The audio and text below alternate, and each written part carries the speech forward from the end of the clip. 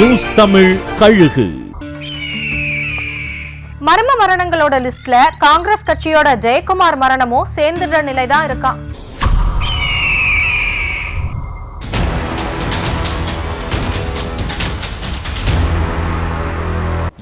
நாட்களுக்கு மேல ஆகியும் நெல்லை கிழக்கு மாவட்ட காங்கிரஸ் தலைவர் ஜெயக்குமார் மர்மமா இறந்த விவகாரத்துல கடந்த மே மாசம் 4ஆம் தேதி ஜெயக்குமாரோட சடலம் கண்டெடுக்கப்பட்டுச்சு.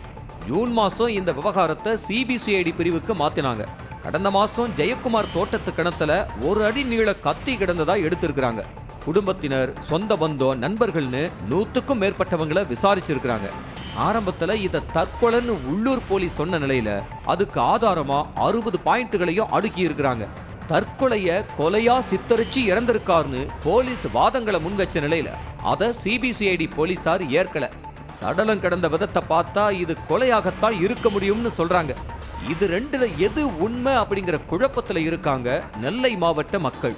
திருச்சி ராமஜெயம் கொலை விவகாரத்துல 12 வருஷமா கொலையாளி கண்டுபிடிக்கப்படாம இருக்கிற மாதிரி ஜெயக்குமார் மர்ம மரண விவகாரமும் போயிடக்கூடாது அப்படிங்கிறது தான் மக்களோட எதிர்பார்ப்பா இருக்கு.